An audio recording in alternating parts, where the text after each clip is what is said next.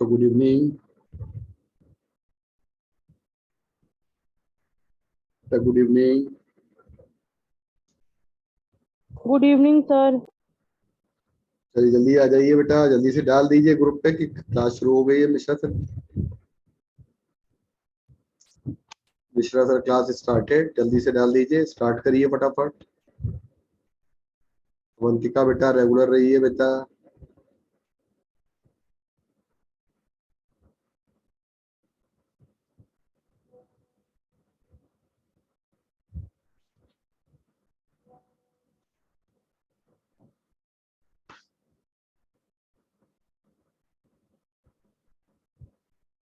कल बेटा हम लोगों ने कहाँ तक किया था काम? सर वो शीट नहीं भेजी आपने। शीट कराई थी? यस सर सर, भेजी नहीं आपने। शीट दी नहीं? No sir. कौन सी शीट थी? सर बीट्स वाली कराई थी जो आपने। बीट्स वाली शीट हमने अभी दी नहीं आपको। सर एंकर्स में आ गया था लेकिन सुपर एंकर का नहीं पता। एंकर में दी तो थी। Yes sir. अरे भाई ये सर देखो। सुपर एंकर में नहीं थी। अच्छा अच्छा, वो हमारे वाले से वो नहीं हो रहा है। इधर टैप करके फॉरवर्ड करते हैं, बताइए क्या हो गया।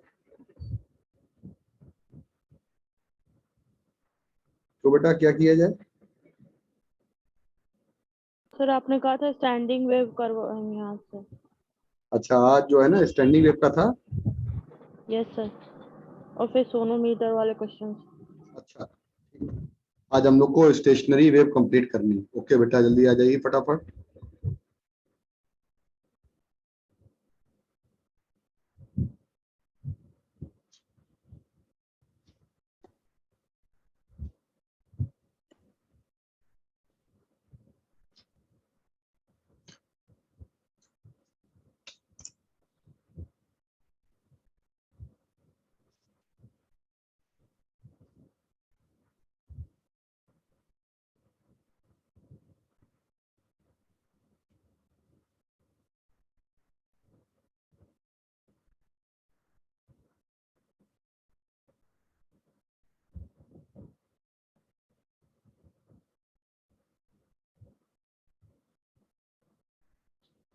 हाँ एसआरबी किसी ने डाल दिया। चलो ठीक। हाँ सर अभी भी आया। हाँ वो मेरे में टैप नहीं हो रहा, अब हो रहा है।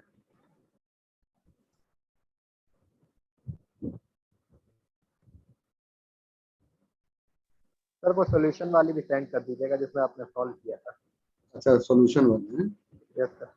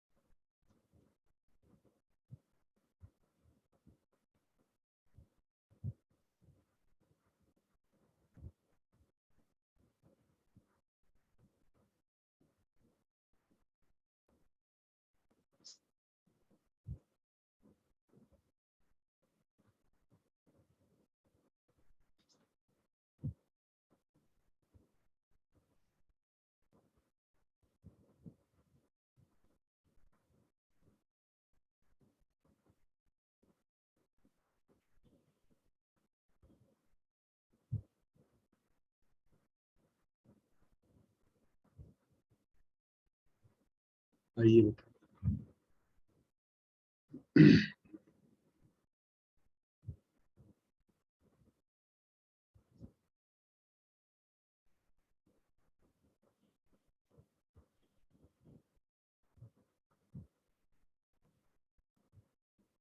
देखो ये हम लोग का जो चैप्टर है स्टेशनरी वेव वाला, ये हम लोगों को ये थोड़ा सा हम लोग को लिख के समझना पड़ेगा।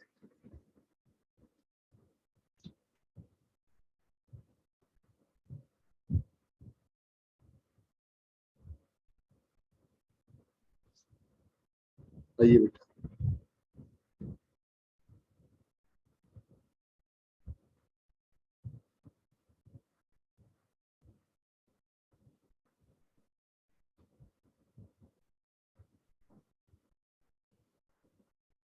देखो बेटा, सबसे पहले बात करते हैं हम लोग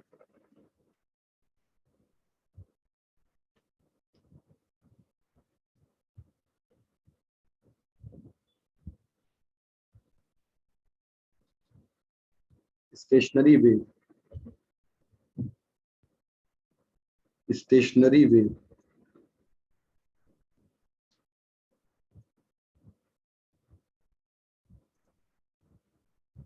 किसी भी स्टेशनरी वेव के लिए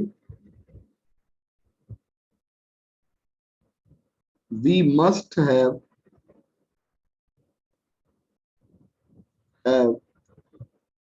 रिफ्लेक्टेड वेव। स्टेशनरी वेव के लिए हमारे पास एक रिफ्लेक्टेड वेव होना जरूरी। we must have reflected wave। अब एक बात समझने की जरूरत है कि रिफ्लेक्शन ऑफ वेव क्या होता है।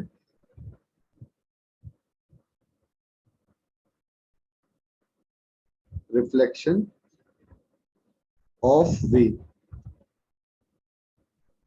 देखो वेव के रिफ्लेक्शन में, सारे बच्चे देखिएगा, थोड़ा सा चैप्टर ये अलग तरीके का है क्योंकि कुछ चीजें हमें आपको समझानी पड़ेगी, तो हमें बेटा ये लिख के समझानी पड़ेगी। कुछ चीजें आपकी यहाँ पे थोड़ी अलग तरीके की हैं,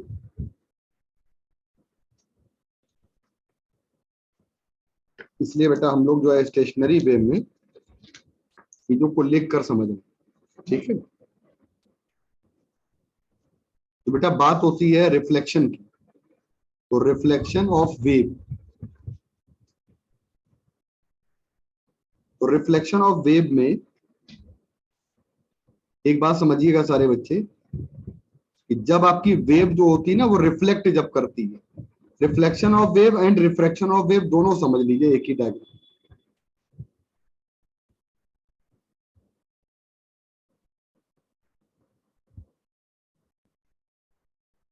आइए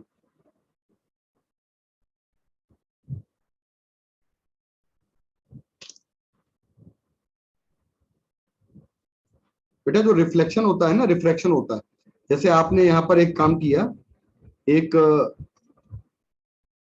ये ले लिया आपने, यहां पर मीडियम 1 है और यहां पर मीडियम 2, एक तरफ मीडियम 1 है और एक तरफ मीडियम 2, एक तरफ मीडियम 1 हो गया और एक तरफ मीडियम आपका 2 हो गया। अब हमारी वेव बेटा इधर से आ रही है, सपोज करिए दिस इज इंसिडेंट वेव,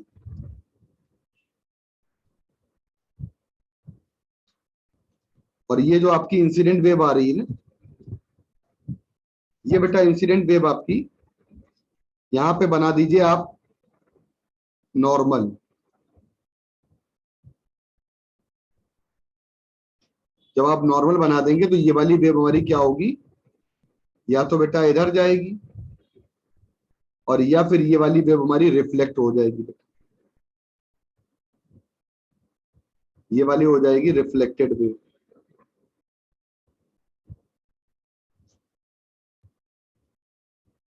और ये वाली क्या हो जाएगी आपकी रिफ्रैक्टेड वेव।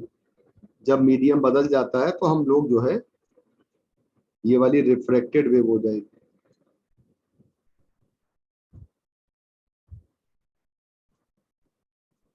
ठीक है, अब एक बात बहुत ध्यान सुनिएगा कि कौन कौन सी बातें रिफ्रैक्शन में और रिफ्लेक्शन में बदलती हैं, समझिए ध्यान से।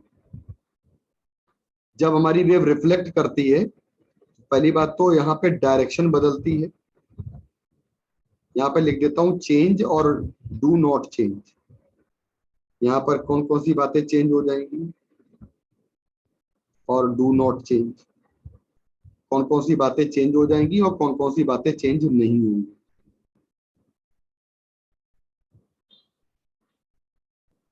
नंबर 1, यहाँ पे बेटा डायरेक्शन हमारी वेव की पलट जाएगी, तो डायरेक्शन आपकी चेंज हो जाएगी।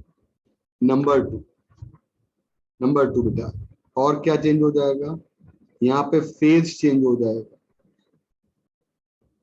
और क्या चेंज होगा, डायरेक्शन चेंज होगी और फेज चेंज होगी। ठीक है, सुन लिया बेटा। अच्छा, और सुनिएगा सबसे बड़ी बात बेटा, कि आपका डू नॉट चेंज यहाँ भी, यानी कि वेलोसिटी नहीं चेंज होगी, फ्रीक्वेंसी नहीं चेंज होगी, लैम्डा नहीं चेंज होगा, ओमेगा नहीं चेंज होगा, के नहीं चेंज होगा। इतनी सारी बातें चेंज नहीं होंगी। कहने का मतलब है कि अगर हम इंसिडेंट वेव की इक्वेशन ले लें, वाई आई इक्वल टू, सारे बच्चे देखो, ए sine omega T minus K x ले लें, तो हमारे पास रिफ्लेक्टेड वेव की इक्वेशन क्या हो जाएगी, रिफ्लेक्टेड वेव आ जाएगा हमारे पास बेटा ए साइन ओमेगा टी माइनस की जगह प्लस आ जाएगा। तो बेटा डायरेक्शन चेंज हो रही है। अच्छा बताओ, साइन का टर्म भी चेंज हो रहा है, ये वाला टर्म भी चेंज हो रहा है, तो आप कह दोगे कि फेज भी चेंज हो रहा है। अब मैंने यहाँ पे बाउंड्री की बात नहीं की है कि बाउंड्री यहाँ पे हमारी कौन सी बाउंड्री है, बस की बाउंड्री की बात नहीं की है। अच्छा, रिफ्रैक्टेड वेव की बात कर देंगे अगर हम लोग, तो हमारे पास ये आ जाएगा रिफ्रैक्टेड वेव की इक्वेशन, y इक्वल टू ए आ जाएगा, साइन आ जाएगा। रिफ्रैक्शन हो रहा है बेटा, रिफ्रैक्शन हो रहा है, तो क्या बदलेगा और क्या नहीं बदलेगा। पहली बात तो लैम्डा बदल जाएगा। देखो रिफ्रैक्शन में क्या चीज चेंज हो जाएगी और क्या चीज नहीं चेंज होगी, सारे बच्चे ध्यान दीजिए। जब एक मीडियम से दूसरे मीडियम में जाएंगे तो change and do not change, change आएगा और एक आएगा डू नॉट चेंज। तो पहला और दूसरा, पहले में आ जाएगा लैम्डा चेंज हो जाएगा, वेलोसिटी चेंज हो जाएगी, फ्रीक्वेंसी नहीं चेंज होगी, और बेटा के चेंज हो जाएगा, और बेटा यहाँ पे फेस डायरेक्शन नहीं चेंज होगी, यहाँ पे डायरेक्शन सेम रहेगी, direction no change. y equal to A sine omega वही रहेगा, t वही रहेगा, माइनस का जो साइन है वही रहेगा, k बदल जाएगा, और बाकी कोई भी चीज यहाँ पे चेंज नहीं। तो बेटा अगर हम बात करते हैं रिफ्लेक्शन की, तो बच्चों रिफ्लेक्शन में रिफ्लेक्टेड वेव, सारी बात समझिएगा, रिफ्लेक्शन समझने जा रहे हैं, है ना।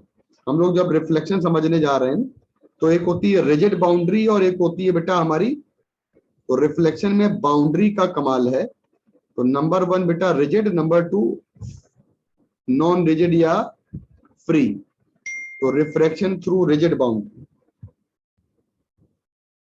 या इसको कहते हैं क्लोज्ड, और यहां पे क्या कह देंगे हम लोग, रिफ्लेक्शन थ्रू ओपन बाउंड्री, या रिजिड का मतलब हो गया बच्चों फ्री, उल्टा हो गया फ्री। अब जैसे कह दिया जाए कि आपसे बोला जाए बेटा रिजिड से कैसे रिफ्लेक्शन होगा, तो देखो एक ये वेव जा रही है, जरा समझिएगा, इसका कंसेप्ट समझिए। जैसे ये आपका एक वायर है और एक वेव जा रही है, और ये वेव हमने किसी भी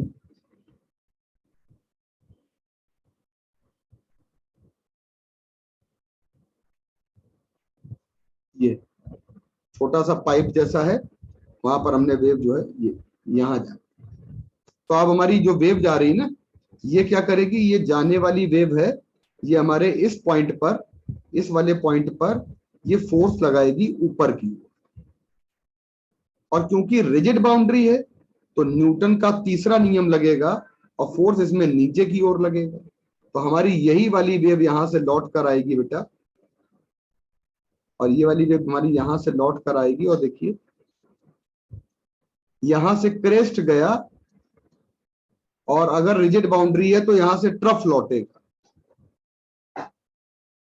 क्रेस्ट जाएगा और ट्रफ लौटेगा, और ये हमारे पास आ जाएगा ऊपर से नीचे की तरफ फोर्स लगेगा, ये आ जाएगा हमारे पास F2, और ये आ जाएगा F1। तो कहने का मतलब है कि क्रेस्ट का जाना, ट्रफ का लौटना, ये कहलाता है कि बाउंड्री कैसी है यहाँ पे, रिजिड बाउंड्री। ऐसी बाउंड्री का नाम होता है बेटा रिजिड। अब हम बात करते हैं बेटा, यहाँ पे जब भी इक्वेशन लेते हैं तो हमारे पास इंसिडेंट वेव की इक्वेशन होती है y equal to a sine omega T और माइनस के एक्स होती है। तो जब आप रिफ्लेक्टेड वेव की इक्वेशन निकालोगे ना, तो आपकी रिफ्लेक्टेड वेव की इक्वेशन आ जाएगी y इक्वल टू a अपनी जगह रहेगा, साइन अपनी जगह रहेगा, कॉस होता तो कॉस अपनी जगह रहता, ओमेगा अपनी जगह रहेगा, टी अपनी जगह रहेगा, माइनस अपनी जगह रहेगा, केवल एक्स की जगह पे माइनस एक्स आ जाएगा, और साथ में यहाँ पे क्योंकि रिजिड बाउंड्री है तो यहाँ पे प्लस पाई आएगा फेज का, क्योंकि ये न्यूटन का तीसरा नियम लग रहा है, फेज चेंज हो रहा है पाई। तो हमारे पास आ जाएगा ए साइन ओमेगा टी प्लस के एक्स और प्लस पाई। अब पाई को क्या कर देंगे, साइन पाई होता है तो माइनस का साइन पहले आ जाएगा, और ये साइन साइन ही रहेगा, कॉस में नहीं बदलेगा, सीधे सीधे आ जाएगा हमारे पास। देख लीजिए रिफ्लेक्टेड वेव की इक्वेशन, रिफ्लेक्टेड देखिए और इंसिडेंट देखिए। सभी बच्चे रिफ्लेक्टेड वेव की इक्वेशन में कुछ लोग जो होते हैं वो याद कर लेते हैं, बीच का साइन प्लस, बीच का साइन माइनस, ये सब चीजें याद मत करिए।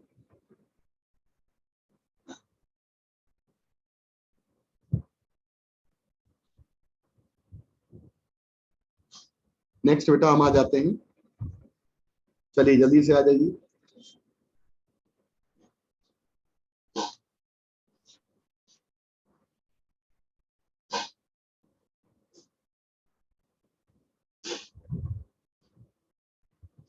बेटा नेक्स्ट पे आ जाते हैं हम लोग।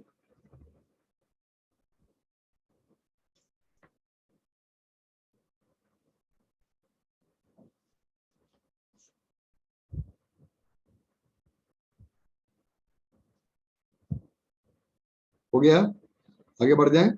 Yes sir.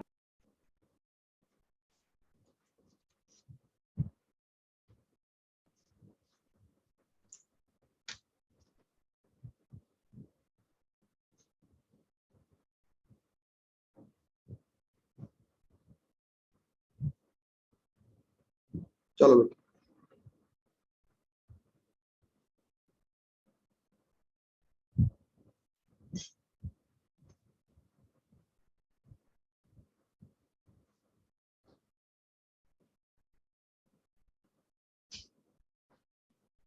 जब हम फ्री बाउंड्री की बात करेंगे तो फ्री बाउंड्री में हमारे पास ये कंडीशन आती है बेटा,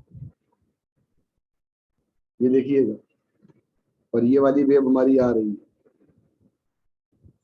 और ये वाली वेव, और ये यहाँ पे जब जाएगी ना बेटा, देखिएगा ध्यान से, ऐसे लग रहा है मानो यहाँ पे लूप बना हुआ है, ये एक रिंग जैसा है, लूप जैसा है बेटा, है ना, और ऊपर की तरफ फोर्स लग ही नहीं पाएगा क्योंकि लूप है ये। तो क्रेस्ट जाएगा, क्रेस्ट जाता है, और यहां से लौट कर भी क्रेस्ट ही आता है। वेव जब हमारी यहां से रिटर्न करेगी तो भी हमारी वेव ये जो है वो क्रेस्ट ही रिटर्न करेगी। मुझे आप बता दीजिए, यहाँ पे नो फेस चेंज, पहली बात तो यहाँ पे क्या आएगा, नो फेस डिफरेंस, यहाँ पर कोई फेस डिफरेंस बेटा नहीं है, ठीक है।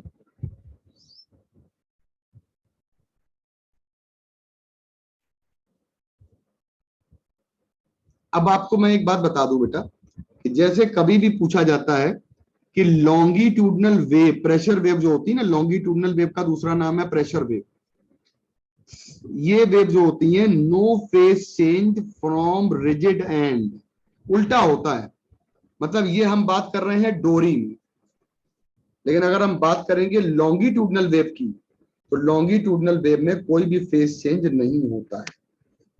हम लोग यहाँ पे बात कर रहे हैं डोरी की, डोरी के केस में तो फेस चेंज दिखेगा, लेकिन लॉन्गिट्यूडनल वेव में कोई भी फेस चेंज नहीं होता।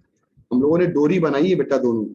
अच्छा बताइए, ये हमारी इंसिडेंट वेव आ रही है ए और साइन और ओमेगा टी और माइनस के एक्स आ रही है। अब बताइए यहाँ पे रिफ्लेक्टेड वेव क्या आ जाएगी, ए साइन और बेटा हमारे पास ओमेगा टी माइनस के और माइनस एक्स, और कुछ नहीं फेस चेंज करना, केवल बीच में प्लस कर देंगे, सीधे सीधे आ जाएगा ओमेगा टी प्लस के।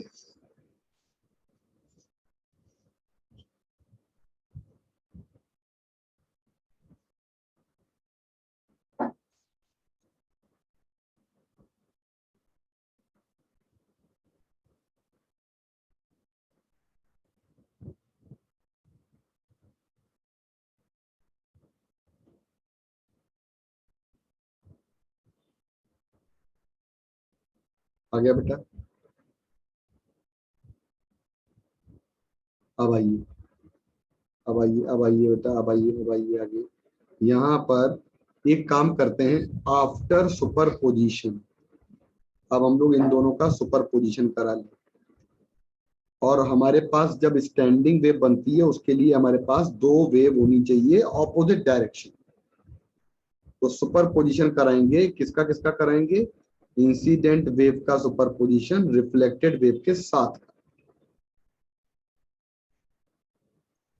तो इंसिडेंट वेव का सुपर पोजिशन हमारा होगा रिफ्लेक्टेड वेव के साथ। ठीक है बच्चों, आगे बढ़ जाए। Yes sir. अच्छा, अब एक इंपॉर्टेंट बात यह है कि जब हम सुपरपोजिशन कराएंगे तो हम लोग यहाँ पर ना डायरेक्ट अपना आंसर लिखेंगे, और यहाँ पर बिल्कुल भी मतलब ये समझ लीजिएगा, सुपरपोजिशन के बाद जो हमको वेव मिलेंगी स्टेशनरी वेव, उनमें आपको जो कॉन्सेप्ट हम समझाने जा रहे हैं, है ना, वो समझिए ध्यान से। मतलब डायरेक्ट लगाना है, कोई भी आपको लर्न करने की जरूरत है केवल। जैसे आपने लिखा कि y equal to resultant wave, तो पूरा प्रूफ करें, सब कुछ करें, मतलब मेरे कहने का मतलब ये है कि मैं ये कहना चाहता हूं कि इसको और इसका सुपरपोजिशन कराओगे तब आपको मिलेगा ये, और इसका सुपरपोजिशन कराएंगे तब मिलेगा, तब यहाँ इसी तरह से तो मिलेगी दूसरी वेव। तो हम लोग करने क्या जा रहे हैं?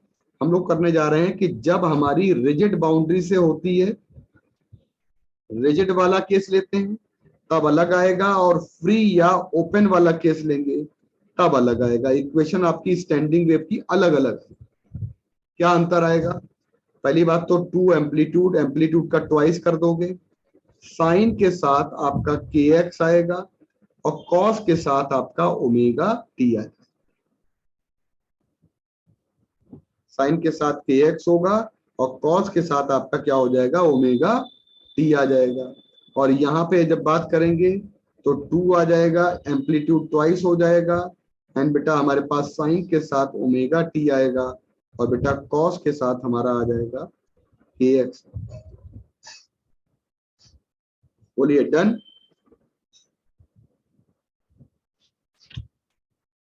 अब कुछ लोग यहाँ पे प्लस माइनस भी लर्न करते हैं, मतलब अगर समझने की बात है कि अगर x का टर्म साइन के साथ है तो if x term with sine, अगर x का टर्म आपका साइन के साथ है तो आप समझ लीजिएगा कि हमारा जो है ना रिफ्लेक्शन कहां से होगा?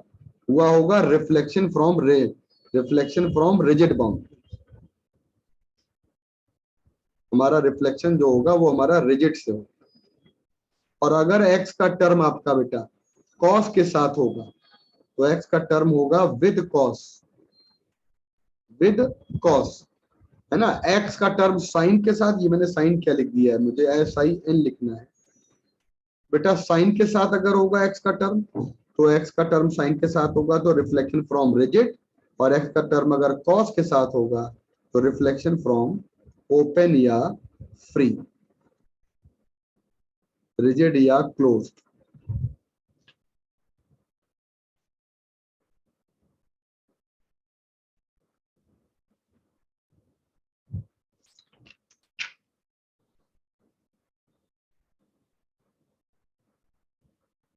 अब आप समझिएगा,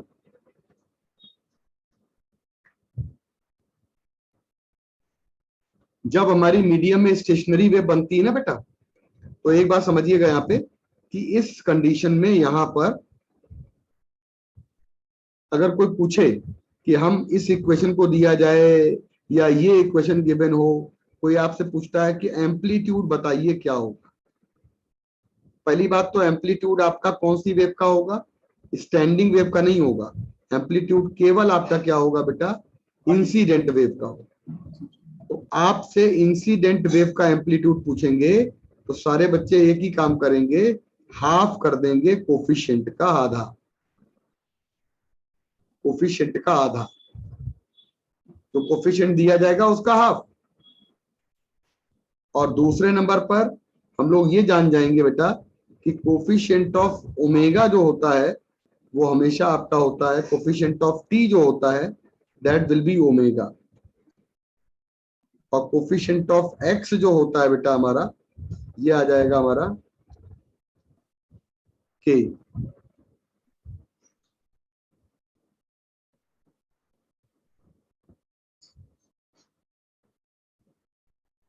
बेटा इसी तरह से अगर हम बात करें कि जैसे ओमेगा बाई के अगर निकाला तो this is the velocity of,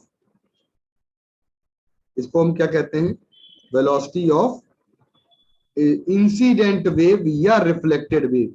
और इंसिडेंट वेव जो होती है ना वो एक वेव है, और इंसिडेंट और रिफ्लेक्टेड वेव को अगर हम बेटा सुपर पोजिशन करा देंगे तो ये दो वेव हो जाएंगे। तो इंसिडेंट वेव की वेलोसिटी आ जाएगी, या इसको हम कंपोनेंट वेव कहते हैं, इसको क्या कहते हैं बेटा हम लोग, कंपोनेंट वेव कहते हैं, it is called component wave. आ गया बच्चों?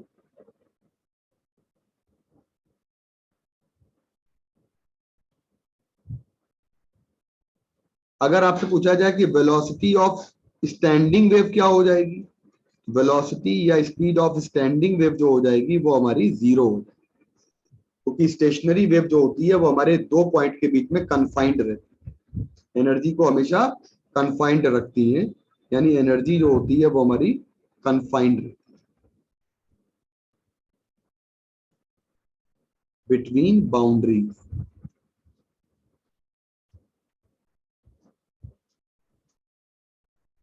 बाउंड्रीज में हमारी जो एनर्जी हो जाएगी वो बेटा आपकी कन्फाइंड होगी। अब मुझको आप एक बात बताओ, जैसे सपोज करो मैंने यहाँ पे डोरी बना ली बेटा, ये मेरी डोरी है, और इस डोरी से ये आपका कोई भी रिजिड सपोर्ट,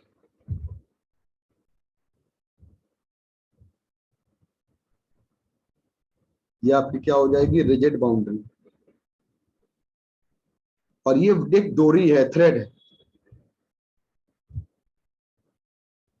थ्रेड है या डोरी है, यहां से इसको ऊपर की तरफ खींचो, जैसे थ्रेड आपने ऊपर खींचा तो जो आपकी वेव बन रही है ये हमारी इंसिडेंट वेव जा रही है। सारे बच्चे ध्यान से सुनना, और ये जब डोरी हमारी ऐसे वाइब्रेट करेगी ना,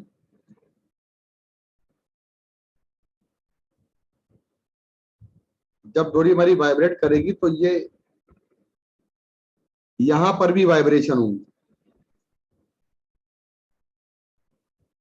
तो ये हमारी, अब आप मुझे ये बताओ डोरी हमारी क्रेस्ट से, ये हमारी रिजिड बाउंड्री है कि नहीं, तो फोर्स ऊपर लगेगा F1 की नहीं लगेगा, तो बताइए ये क्रेस्ट जा रहा है कि ये ट्रफ जा रहा है, बताइए क्रेस्ट जा रहा है कि ट्रफ जा रहा है, क्रेस्ट जा रहा है, बताइए कि रिजिड बाउंड्री से वापस क्या आना होगा, ट्रफ। ट्रफ। जब यहां से वापस वेव आएगी this is called reflected wave. और बेटा मैं आपको बताऊं कि यहाँ पे मैं अगर मीडियम पार्टिकल्स ले लूं तो ढेर सारे मीडियम पार्टिकल्स लिए जाएं, और सभी मीडियम पार्टिकल्स आपके वाइब्रेट करते हैं,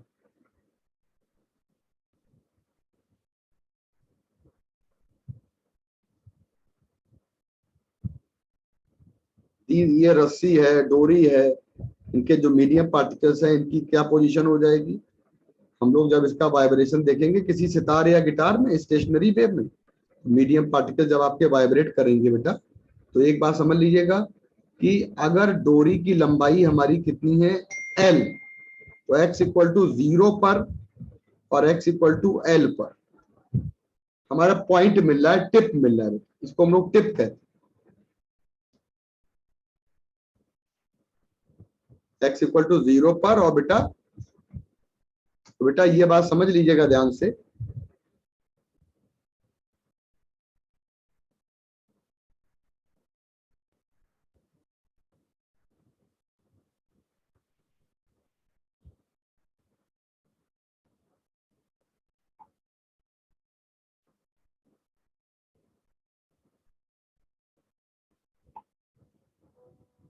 और बेटा अगर हम बेटा बात करें यहाँ पे कि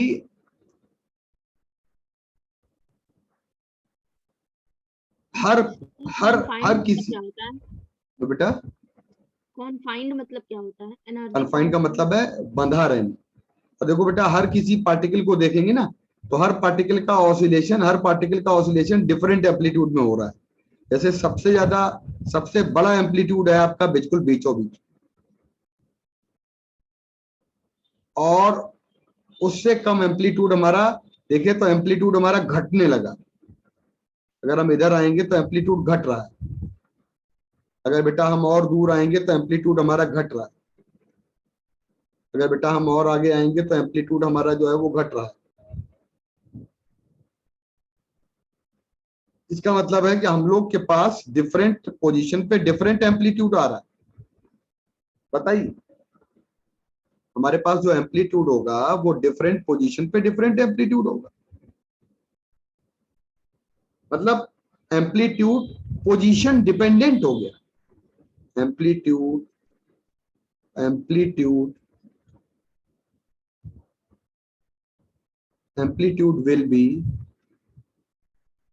डिफरेंट एट डिफरेंट पोजीशन।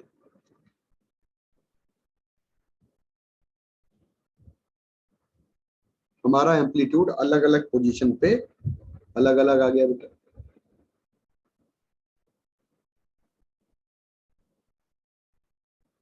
और बेटा मैं आपको बताऊं, एक बात तो समझ लीजिए सारे बच्चे, कि अगर हम लोग एम्पलीट्यूड को अलग अलग पोजीशन पे अलग अलग ले रहे हैं, तो इसका मतलब इंटेंसिटी हमारी जो है ना, पूरी की पूरी दो बाउंड्री में, दो पॉइंट के बीच में इंटेंसिटी हमारी जो है बेटा, वो हमारी अलग अलग वेरी कर रही है। यानी दो पॉइंट के बीच में इंटेंसिटी हमारी जो है ना वो वेरी कर रही है। तो कौन से पॉइंट होते हैं हमारे जो मैक्सिमम एम्पलीट्यूड के होते हैं? सुनते जाइएगा। स्टेशनरी वेव में पहली बात तो स्टेशनरी वेव में टोटल एनर्जी जो होती है वो हमेशा आपकी जो होती है ना बेटा, वो हमारी इंसिडेंट वेव की अलग होती है और रिफ्लेक्टेड की अलग होती है, तो डबल एनर्जी होती है इसके अंदर। और एक बात समझिएगा कि जिस जगह पर एम्पलीट्यूड हमारा, देखो इन पार्टिकल का, पीले पीले पार्टिकल जो हमारे हैं ये वाले, इनका एम्पलीट्यूड कोई पूछे क्या है तो 0 है, डिस्प्लेसमेंट है ही नहीं। अगर हम इसको लेंगे तो इसका एम्पलीट्यूड 0 है, डिस्प्लेसमेंट है ही नहीं। अच्छा, डोरी हमारे हाथ में है, हमने ये वाली डोरी अपने हाथ में ले रखी है, तो x इक्वल टू 0 पर क्या मिल रहा है? एम्पलीट्यूड 0 मिल रहा है, यानी कि 0 एम्पलीट्यूड की कंडीशन होती है नोड। इसको हम लोग बेटा कहते हैं नोड की कंडीशन होती है। सर एनर्जी डिफरेंट कैसे होती है? क्योंकि बेटा एम्पलीट्यूड अलग अलग होता है। एनर्जी तो एम्पलीट्यूड पे, इंटेंसिटी का फॉर्मूला होता है 2 pi square A square n square rho we.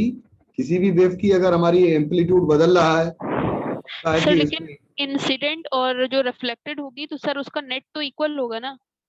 मतलब सर जो इंसिडेंट अगर आएगी वेव होगी और जो रिफ्लेक्ट होकर जाएगी वो दोनों तो इक्वल होंगी ना? देखो, हमारे पास जो टोटल एनर्जी होती है वो हमारी पूरे इक्वल का मतलब है दोनों हमारी एनर्जी, पहली बात तो दो प्लेस में कन्फाइंड हो जाए, मतलब ट्रेवल नहीं करेगी। तुम्हारा इक्वल कहने का मतलब हम समझ गए, ट्रेवल नहीं करेगी। Yes sir. और दो पॉइंट के बीच में हमारी एनर्जी जो होगी वो कन्फाइंड हो जाएगी, बस इतना हो जाएगा। बंद मतलब एनर्जी हमारी बंद जाएगी मतलब। अच्छा बेटा, जहां पे एम्पलीट्यूड हमारा मैक्सिमम हो जाएगा, सुनिएगा। तो मैक्सिमम फ्रीडम हमारी इन पार्टिकल के पास है, मैक्सिमम फ्रीडम है। तो जहां पे फ्रीडम सबसे ज्यादा होती है वहां पे एम्पलीट्यूड मैक्सिमम होता है, और जहां पे बेटा एम्पलीट्यूड मैक्सिमम होता है, और ध्यान से सुनिएगा, जिस जगह पे एम्पलीट्यूड मैक्सिमम होता है उस जगह पर आपका बेटा पार्टिकल की वेलोसिटी भी मैक्सिमम आती है, क्योंकि वो ए मैक्सिमम होता है। यहाँ पर पार्टिकल की वेलोसिटी जो है वो 0 रहेगी, है ना। इन वाले पॉइंट का नाम क्या होता है, इसको क्या बोलते हैं, एंटी नोड कहते हैं। इन वाले पॉइंट को क्या बोलते हैं, इसको बोलते हैं हम लोग एंटी नोड। इन वाले पॉइंट को बोलते हैं एंटी नोड। और बेटा एंटी नोड जो होता है, एंटी नोड का सीधा सीधा मतलब होता है कि वहां पे मैक्सिमम फ्रीडम आ गई। तो एंटी नोड पर अच्छा एक बात समझिएगा सारे बच्चे, ये मैंने कौन सी वेव ली है, डोरी वाली वेव। तो जब डोरी वाली वेव लेंगे तब हमने ये कंडीशन बता दी आपको। लेकिन अगर हम इसी में आपको साउंड वेव बताने लगे, ऐसे नहीं होता ऑर्गन पाइप, बेटा आप बताइए डोरी वाली वेव का एग्जांपल क्या है। तो देखो नीचे लिखने जा रहा हूं कि स्टेशनरी जो मैं पढ़ा रहा हूं अभी, वो हमारी स्टेशनरी ट्रांसवर्स वेव है। ये वाली कौन सी वेव है बेटा, ये हमारी स्टेशनरी ट्रांसवर्स वेव। और जो हम बात करेंगे बेटा, वो हम बात करेंगे लॉन्गिट्यूडनल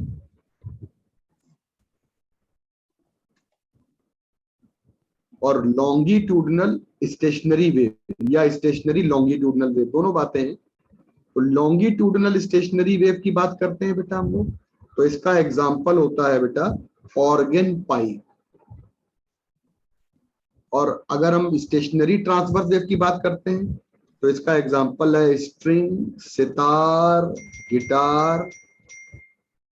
ये इनका एग्जांपल, ये हमारा एग्जांपल है सितार या गिटार वाला। ये सारा एग्जांपल बेटा हमारा स्टेशनरी ट्रांसवर्स वेव का है। तो सारे बच्चे सुन लीजिए ध्यान से। कोई पूछे आपसे कि सर ये बताइए कि अगर हम यही डायग्राम, पहली बात तो लॉन्गिट्यूडनल वेव में हम बता ही नहीं पाएंगे। हम सितार का वायर तो दिखा सकते हैं कि सितार का वायर आपका ऐसे वाइब्रेट करता है, सभी लोगों ने वाइब्रेशन देखा होगा। कहीं पर भी तार दिखा दीजिए, जैसे मेरे पास ये देखिए, वीडियो मेरा नहीं चल रहा है क्या, ये देखिए जैसे मेरे पास ये कान में लीड लगी हुई है। अब जो कान वाली लीड है ये हमारी, ये ऐसे ऐसे वाइब्रेट करती है, ये देखिए, तो ये आपको वाइब्रेशन दिख सकता है। ये जो वाइब्रेशन है बेटा आपका वायर का। लेकिन अगर हम बात कहें कि एयर कॉलम का वाइब्रेशन बताओ, तो हम लोग बता नहीं पाएंगे। लेकिन कुछ बातें हैं जो समझनी होंगी वहां पे। जैसे अगर लॉन्गिट्यूडनल वेव होता तो नोड जहां है, सुन लीजिएगा बेटा, जहां पर नोड है वहां पर प्रेशर और डेंसिटी हाई होती। तो लिख दीजिएगा प्रेशर हाई और लिख दीजिएगा डेंसिटी हाई। प्रेशर हाई हो जाएगा और बेटा लिख दीजिएगा डेंसिटी यहाँ पे क्या हो जाएगी, हाई हो जाएगी। यहाँ पे क्या हो जाएगा बच्चों, यहाँ पे आपका प्रेशर जो है वो लो हो जाएगा और यहाँ पे डेंसिटी क्या हो जाएगी बेटा आपकी, वो आपकी हाई हो जाएगी, सॉरी लो हो जाएगी। तो ये जिस समय एंटी नोड पर एयर का प्रेशर भी लो है, डेंसिटी भी लो है। एंड अगर बात करेंगे यहाँ पर बेटा वेलोसिटी की बात करेंगे, वेलोसिटी यहाँ सबसे ज्यादा हो, सबसे ज्यादा वेलोसिटी आपकी पाई जाती है कहाँ पे बेटा, एंटी नोड। क्यों, क्योंकि वहां पर आपके पास सबसे ज्यादा एम्पलीट्यूड होता है, मैक्सिमम एम्पलीट्यूड। कोई पूछे कि एंटी नोड बीच में है, अगर हम एंटी नोड से इधर जाएं बच्चों, देखो ऐसे देखो, यहाँ पर आ गया एंटी नोड और यहाँ पर आ गया आपके पास नोड, और बेटा यहाँ पर आ गया आपके पास नोड। तो अगर आप एंटी नोड से नोड जाएंगे, अगर आप एंटी नोड से नोड जाएंगे तो भैया समझ लीजिए एम्पलीट्यूड घट जाएगा। अगर आप एंटी नोड से नोड जाएंगे समझ लीजिएगा हमारा एम्पलीट्यूड जो है वो घट जाएगा, डिक्रीज हो जाएगा। सबसे ज्यादा एम्पलीट्यूड किधर होता है, सबसे ज्यादा एम्पलीट्यूड आपका एंटी नोड पे होता है। तो बीच वाले पॉइंट हमारे एंटी नोड होते हैं। बच्चों ये छोटी छोटी डेफिनेशंस हैं। जैसे कोई पूछे कि जरा बताइए एंटी नोड और नोड के बीच की दूरी क्या है? ये लैम्डा बाई 4 हो जाएगी। एंटी नोड और नोड के बीच की दूरी लैम्डा बाई 4 हो जाएगी, और ये वाली दूरी हो जाएगी ये लैम्डा बाई 4 हो जाएगी।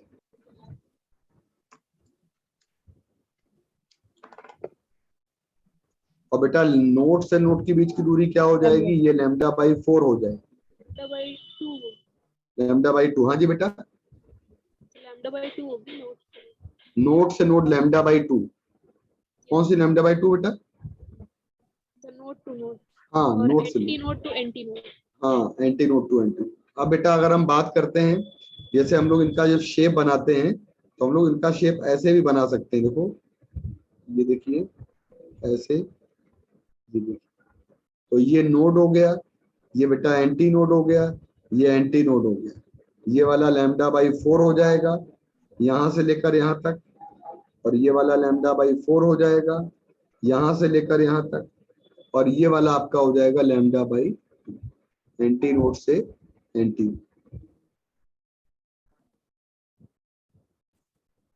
अच्छा बच्चों, ये बात क्लियर हो गई?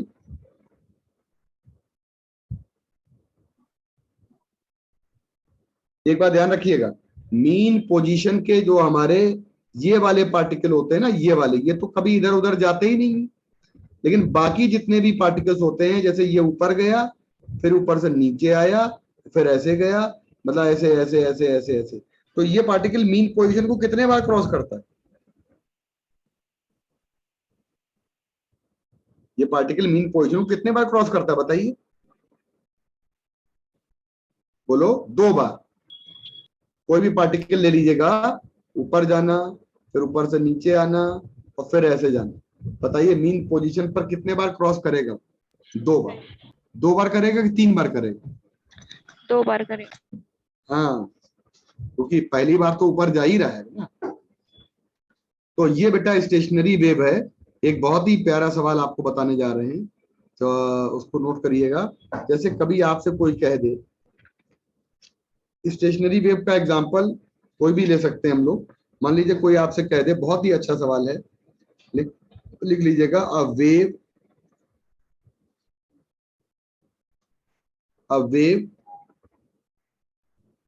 a wave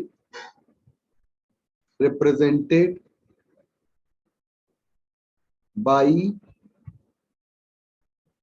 y equal to a sin, मान लीजिए cos ले लीजिए आप, y equal to a cos kx minus omega t is super imposed भी लिख सकते हो, सुपरपोज्ड भी लिख सकते हो, superposed with another wave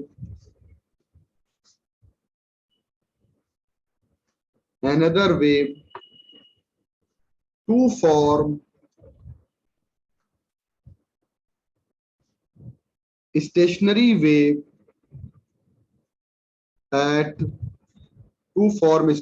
wave at point x equal to 0। x equal to 0 पर स्टेशनरी वेव हम बनाए, ठीक है। मतलब as a node x equal to 0 पे क्या मिलने लगेगा? नोड मिलने। तो x इक्वल टू 0 पर नोड मिलना चाहिए। x इक्वल टू 0 पर क्या मिलना चाहिए? नोड। तो find the equation of other wave. हमको अदर वेव की इक्वेशन निकालनी। Find the equation of other wave. तो पहली वाली वेव हमारी किसी भी पॉइंट से लौट के आएगी, अगर वो ट्रेवल करेगी तो किसी भी पॉइंट पर जब ये लौट कर आएगी तो डेफिनेटली ये वाली वेव हमारी नोड बनाएगी। और नोड हमारी कहां पे बनेगा बेटा? x इक्वल टू 0 पर। कभी कभी एग्जाम में आपको x इक्वल टू 0 ना देके x इक्वल टू l भी दे सकते हैं। तो बताइए डोरी कितनी लंबी ले लें हम लोग? मान लीजिए ये ले लेते हैं। अब डोरी की लंबाई यहां से शुरू होती है x बराबर 0 से बेटा, हमारी शुरू होती है x इक्वल टू 0 से, ये वाला पॉइंट हो गया x इक्वल टू एल, और हमारा नोड कहाँ मिलेगा, यहाँ भी मिलेगा, और नोड कहाँ मिलेगा बेटा, यहाँ भी मिलेगा, और ये आ जाएगा बेटा हमारे पास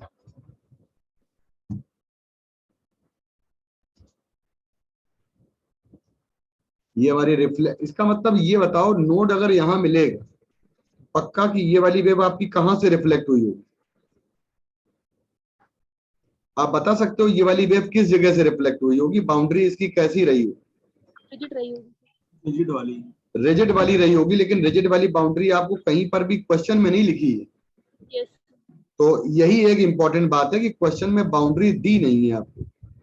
नोट पे मानेंगे। हाँ, तो हम लोग बाउंड्री यहाँ पे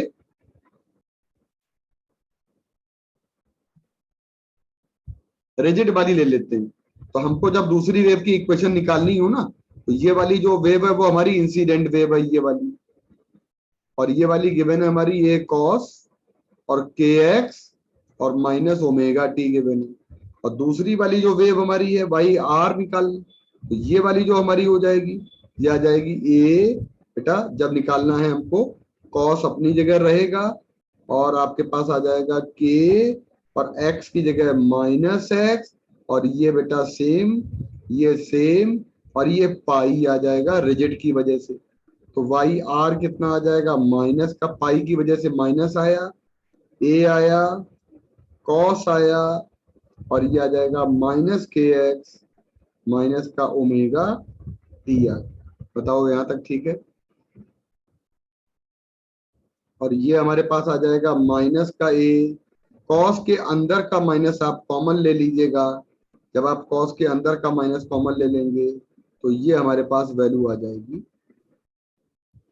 तो वाई आर जो हो जाएगा माइनस ए हो जाएगा, कॉस हो जाएगा, और के एक्स प्लस ओमेगा टी हो, कॉस का साइन। तो ये हमारी एनदर वेव। सर ये प्लस नहीं होगा? कौन सा प्लस? सर ये माइनस और माइनस प्लस ये वाला कॉस का जो माइनस है, ये वाला, ये कॉस का जो माइनस है, ये माइनस कॉस खा जाता है, कॉस माइनस थीटा। कॉस खा जाएगा, ये वाला माइनस बाहर नहीं आता। और ये माइनस किस वजह से आया? पाई की वजह से माइनस, रिफ्लेक्शन। क्योंकि हम जानते हैं कॉस पाई प्लस थीटा जो होता है, ये आपको देता है माइनस का कॉस ऑफ थीटा, और कॉस ऑफ, और साइन पाई प्लस थीटा क्या देगा? ये भी आपका माइनस का साइन थीटा देगा। ये आ जाएगा पाई प्लस थीटा दे देगा, और ये आ जाएगा माइनस का साइन थीटा। बोलो बच्चों, सवाल क्लियर हो गया ये? Yes sir.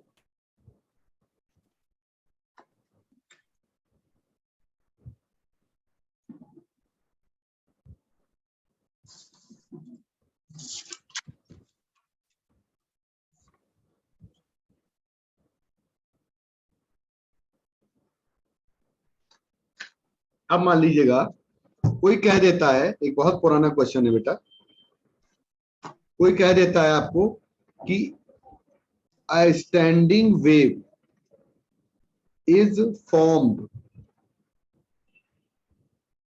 between atoms of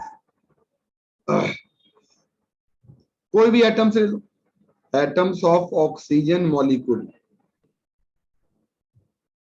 oxygen molecule,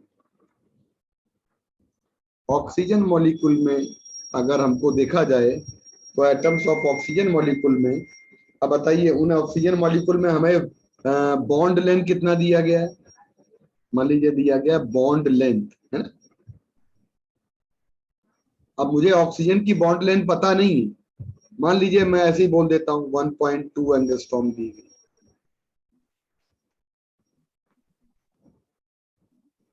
सुना? But wave consist of 3 node and 2 antinode.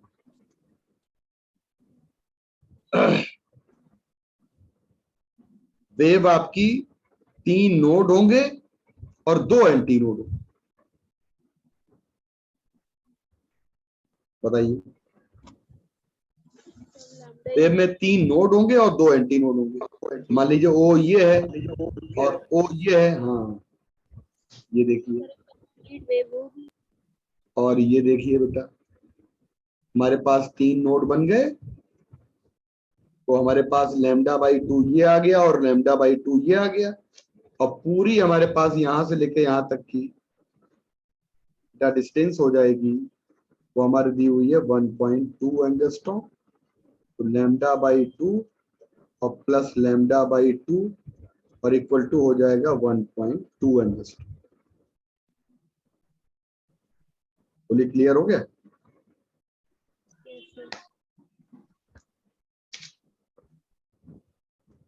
बताइए बच्चों, क्लियर हो गया सारे बच्चों? Yes sir.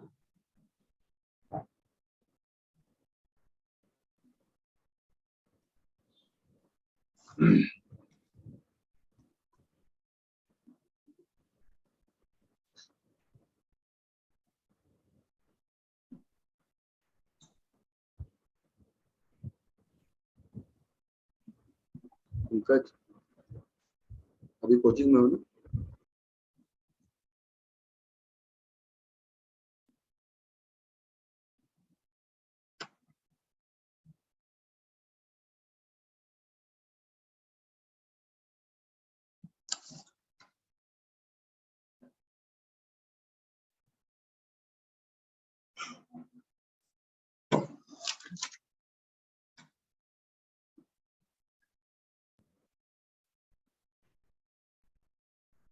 हाँ जी बेटा।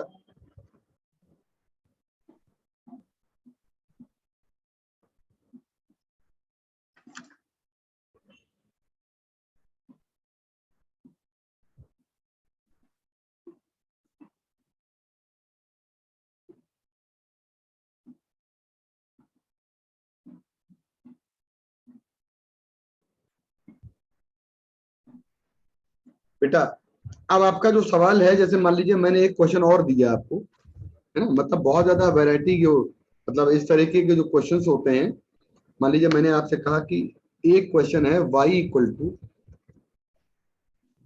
10 sin 100t into cos 0.01 x।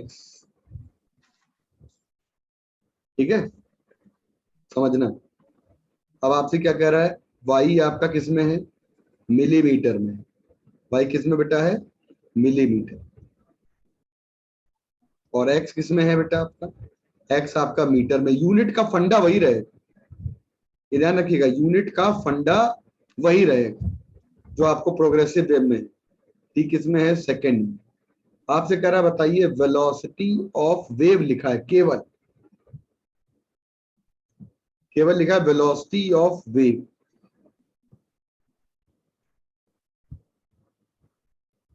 चलो एम्पलीट्यूड भी निकाल दो, पहले वेलोसिटी बताइए।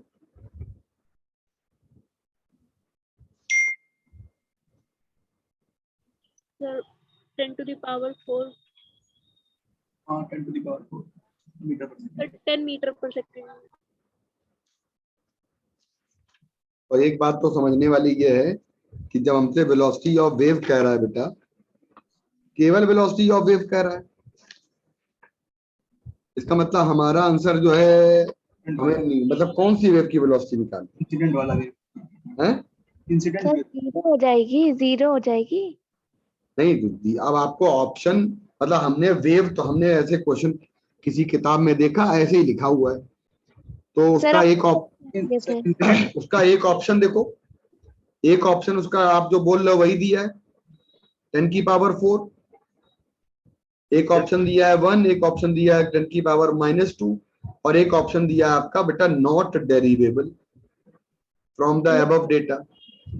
इस ऊपर के डेटा से डिराइव नहीं कर सकते। तो अब आपको बिल्कुल क्लियर करके तो बोला नहीं गया। तो एक बात सब बच्चे समझ लीजिएगा कि अगर ऑप्शन में जीरो जैसा टर्म दिया जाए, तब आप कह सकते हो कि तब आप ये कह सकते हैं कि भाई हमारी स्टैंडिंग वेव की इक्वेशन, क्योंकि मैंने आपको पूरा सवाल लिखा नहीं है, मैं पूरा सवाल लिख दूं कि स्टैंडिंग वेव इक्वेशन, अगर स्टैंडिंग वेव इक्वेशन ये है गिवन एज, अगर स्टैंडिंग वेव इक्वेशन आपकी गिवन है तो आप समझ लीजिएगा कि आपको उस समय अगर ऑप्शन में कोई ऑप्शन 0 दिया जाएगा तो आपको 0 लेना चाहिए, क्योंकि आपको वो रिफर कर रहे हैं ना स्टैंडिंग वेव की तरफ। लेकिन इस ऑप्शन, इस सवाल में ऑप्शन 0 नहीं दिया है, नॉट डेरिवेबल दिया हुआ है, नॉट डेराइवेबल। अब यार डेराइवेबल मतलब क्या होता है? डेराइव का कौन सा, हमें कोई डेरिवेशन तो करना नहीं है, इसलिए आपको यहाँ पे कंपोनेंट वेव की इक्वेशन, आपको यहाँ पे कंपोनेंट वेव की वेलोसिटी निकालनी है। आपको यहाँ पे कंपोनेंट वेव की वेलोसिटी फाइंड करनी,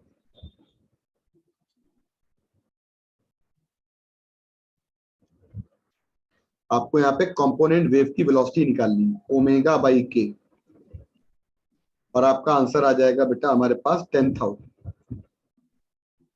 तो सारे बच्चे समझ लीजिएगा ये वाला आंसर सही आंसर। मान लीजिए एम्पलीट्यूड कह दिया जाए तो एम्पलीट्यूड हो जाएगा 10/2 5 mm। क्या कह दिया जाए बेटा? 5 mm। ठीक है, मान लीजिए आपसे कह दिया जाए वेवलेंथ कैलकुलेट करो। बोलो बच्चों, अगर वेवलेंथ पूछ लिया जाए, अगर वेवलेंथ पूछ लिया जाए क्या होगा बेटा?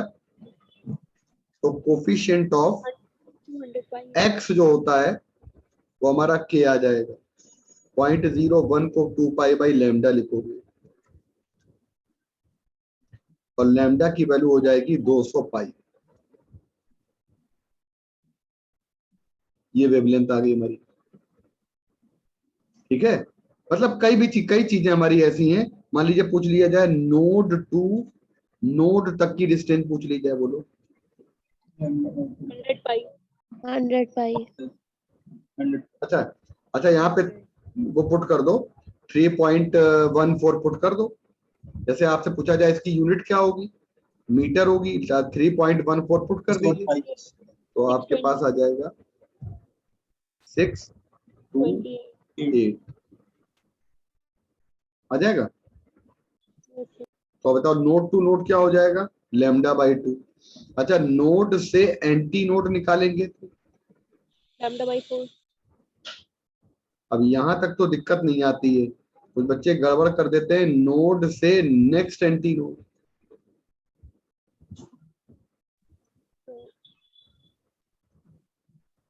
तो हमारा नोड ये हो गया, λ/2 प्लस λ/4।